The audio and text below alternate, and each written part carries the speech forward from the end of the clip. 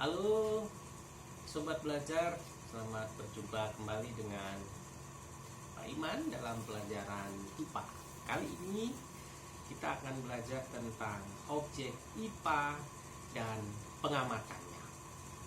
Apa saja sih objek-objek yang dipelajari dalam IPA, kemudian bagaimana cara mempelajari objek IPA, ya, bagaimana cara mengamatinya. Ya, yuk kita belajar tentang objek IPA dan pengamatannya. Nah, sebelum itu, ya sobat belajar, kita harus tahu dulu tentang produk-produk sains atau produk-produk hasil pengembangan dari ilmu pengetahuan alam. Ya. Apa saja sih produk-produk yang bisa kita lihat? Apa saja manfaat dari ilmu pengetahuan IPA? Kita bisa lihat dari bidang teknologi, ya, ada alat komunikasi seperti handphone, kemudian satelit yang bisa memancarkan sinyal, ya, kemudian penginderaan jarak jauh, ya, teknologi yang bisa mendeteksi kekayaan sumber daya alam, bagaimana luas hutan, ya, kemudian juga alat pendeteksi bencana seperti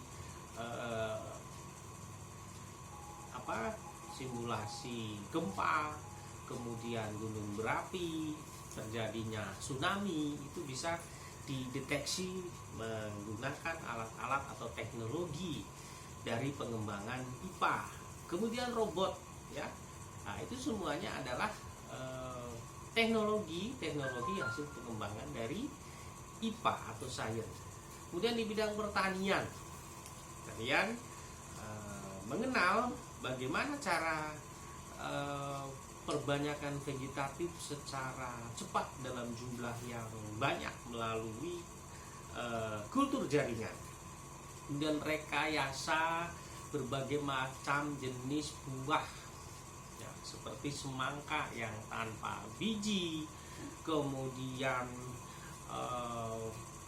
hidroponik, ya, bisa menanam beberapa jenis tumbuhan tanpa menggunakan media tanah. Ini dimanfaatkan untuk daerah-daerah atau negara-negara yang memiliki lahan yang sempit, bisa menanam dengan teknik hidroponik modern, ya. Kemudian juga ditemukan varietas-varietas jenis tanaman maupun hewan peternakan yang unggul, ya, yang memiliki sifat-sifat yang unggul seperti tahan hama, ya, bisa ditanam di lahan-lahan yang kritis, kurang air, ya, minim zat-zat hara, mineral, ya, dan banyak lagi manfaat-manfaat IPA di bidang pertanian. Di bidang lingkungan, misalnya, ya, kita bisa mengatasi pencemaran limbah, pencemaran lingkungan. Misalnya ada minyak yang tumpah di laut. Nah, dengan memanfaatkan ilmu pengetahuan alam di bidang atau sains, ya, bisa membersihkan tumpahan minyak di laut menggunakan mikroorganisme pengurai limbah minyak.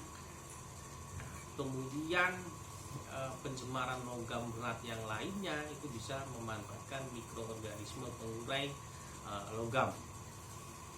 Di bidang kesehatan banyak sekali peran dari sains, ya, misalnya teknik transplantasi jantung atau ginjal, bedah jaringan saraf, ya, implantasi tulang, adanya bayi tabung, produksi obat, ya, produksi vaksin, ya, untuk mencegah atau untuk meningkatkan kekebalan tubuh terhadap suatu penyakit.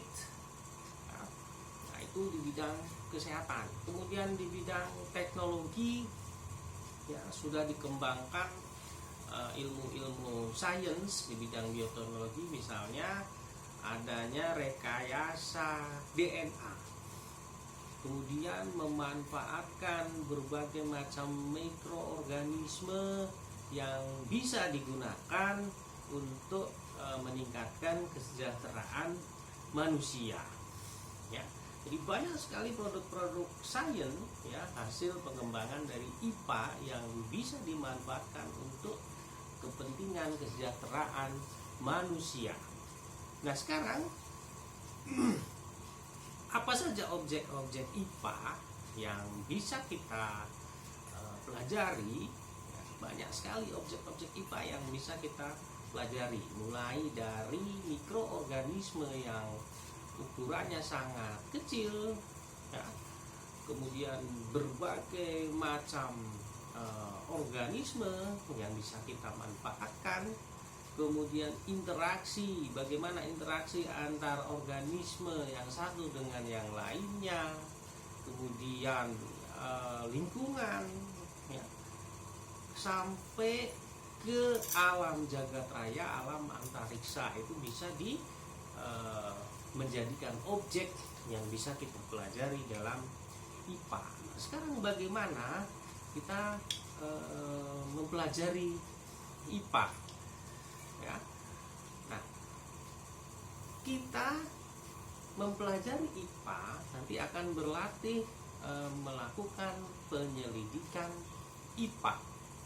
Ya, berlatih melakukan penyelidikan IPA. Apa sih sebenarnya penyelidikan itu? Penyelidikan di dalam IPA itu merupakan kegiatan ilmiah, ya, yang melibatkan sejumlah proses yang harus dikuasai.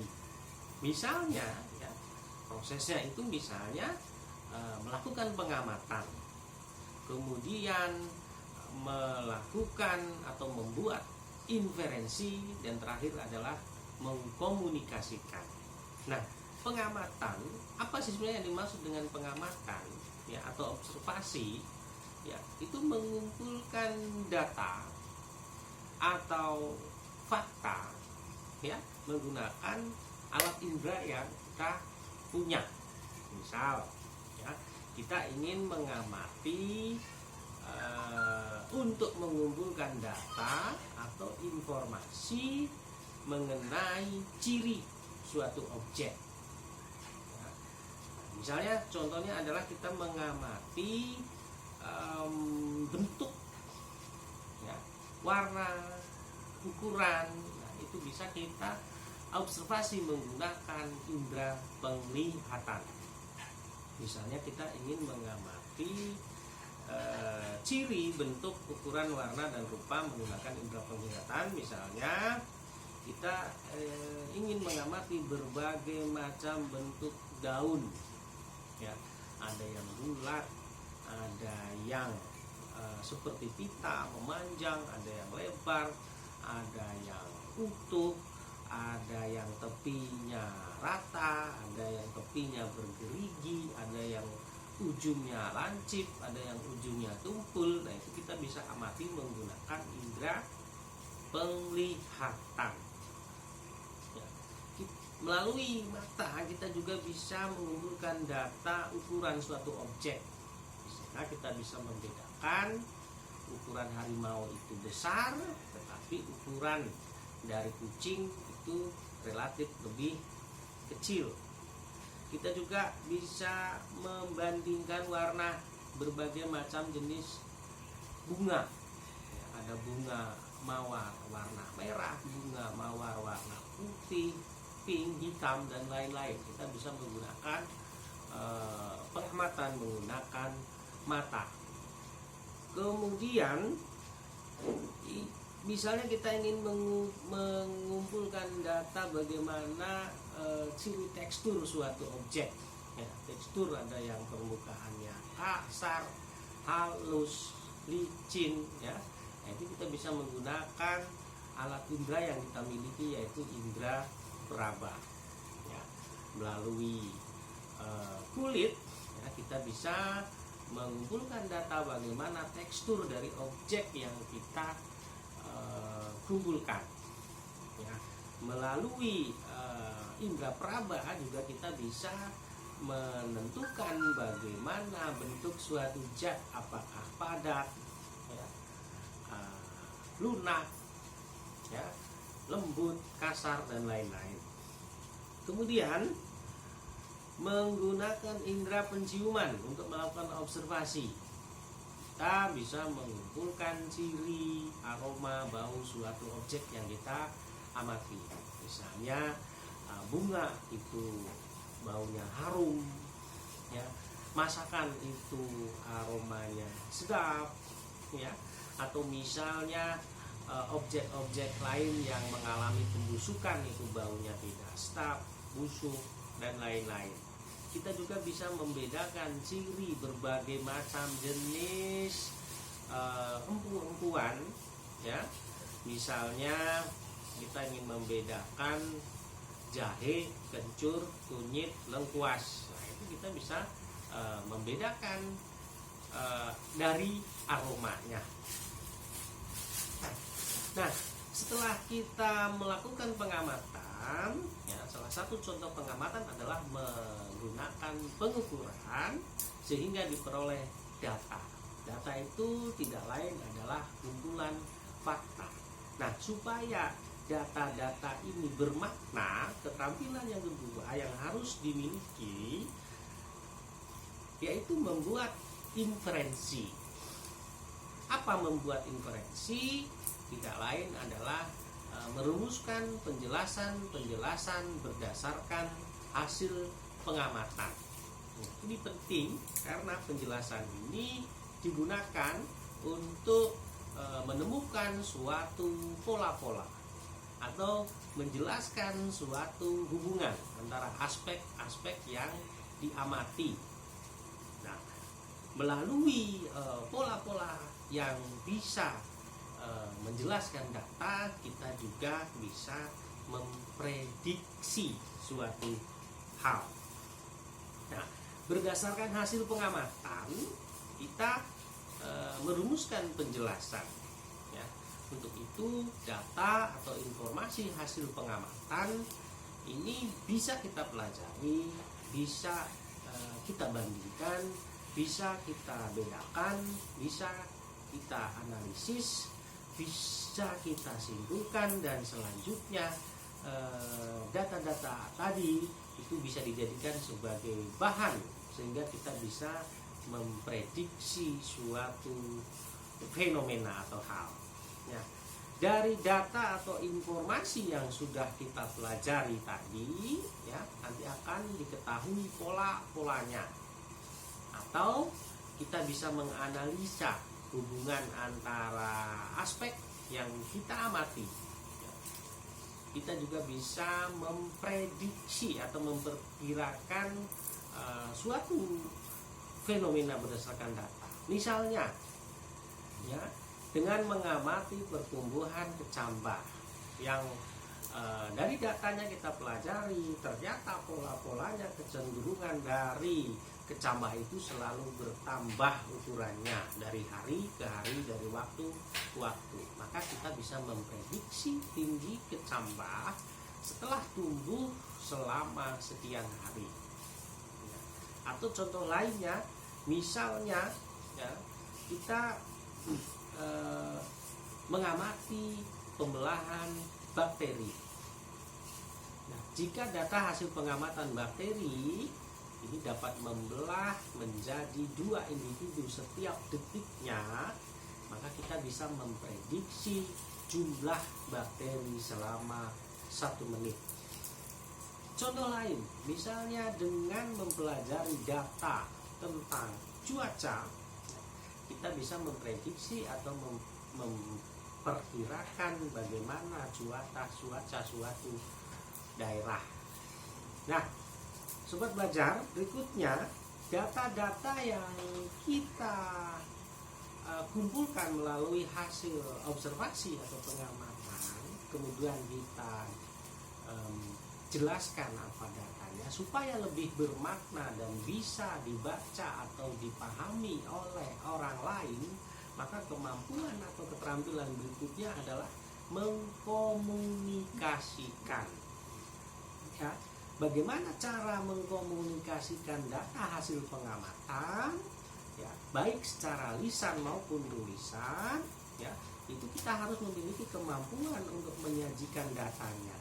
Data-data lebih mudah dibaca atau dipahami kalau bisa disajikan dalam bentuk tabel atau dalam bentuk diagram, baik diagram lingkaran, diagram batang, atau grafik. Ya. Nah, jadi kemampuan untuk mengkomunikasikan itu perlu. Ya. Sobat belajar, bagaimana cara mempelajari objek, ya, sehingga bisa menemukan suatu proses-proses IPA, ya, sehingga hasil atau produk IPA itu bisa bermanfaat, ya, tentu saja harus melalui prosedur yang benar. Nah, di dalam IPA, mempelajari objek-objek IPA itu menggunakan suatu metode yang disebut sebagai metode ilmiah. Ya, langkahnya yang pertama adalah merumuskan masalah. Kemudian setelah masalah bisa dirumuskan, langkah berikutnya kita harus menyusun kerangka berpikir, ya, mengumpulkan dasar-dasar teori dari hasil penelitian orang yang sudah melakukan, ya, kita kumpulkan sehingga bisa tersusun kerangka berpikir untuk menjawab rumusan masalah tadi. Nah, langkah berikutnya adalah mengajukan hipotesis berdasarkan kerangka, alur kerangka berpikir yang sudah kita susun. Selanjutnya adalah kita mengajukan hipotesis. Bagaimana menguji hipotesis? Tentunya dengan merancang suatu percobaan menggunakan langkah-langkah yang sudah dilakukan oleh orang-orang yang sudah melakukan penelitian. Nah, setelah merancang percobaan berdasarkan perencanaan yang sudah dibuat, langkah berikutnya, ya, adalah melakukan percobaan. Melakukan percobaan tujuannya adalah untuk memperoleh data. Ya. Nah, setelah melakukan percobaan, kita akan mencatat data. Data setelah terkumpul, ya, kemudian langkah berikutnya adalah menganalisis data. Setelah data dianalisis, maknanya seperti apa? Apakah cenderung bisa menjawab hipotesis yang kita ajukan atau tidak? Nah, kalau data-data yang sudah dianalisis itu bisa menjawab hipotesis, maka langkah selanjutnya adalah menarik kesimpulan. Ya, nah itu adalah proses-proses bagaimana kita mempelajari objek dalam IPA sehingga bisa menghasilkan produk yang bisa bersifat ilmiah. Ya. Nah, sobat belajar, melalui pembelajaran IPA, ya, diharapkan kita itu akan memiliki sikap-sikap ilmiah. Bagaimana sikap-sikap ilmiah? Ya, sikap ilmiah itu adalah sikap-sikap yang dimiliki oleh seorang peneliti. Misalnya teliti, ya, sabar, rasa ingin tahu yang tinggi, kemudian objektif sesuai dengan data hasil pengamatan, tenang, ya, fokus dan bertanggung jawab. Ya. Nah, jadi melalui IPA itu diharapkan, ya, kita bisa melakukan proses-proses menggunakan langkah-langkah secara ilmiah. Kemudian kita dilatih memiliki sikap-sikap ilmiah, tekun, teliti, hati-hati, objektif, ya. Kemudian memiliki rasa ingin tahu yang tinggi untuk menjawab suatu permasalahan, ya. tenang, hati-hati dan fokus. Terima kasih. Pembelajaran Bapak akhiri. Salam belajar, tetap semangat.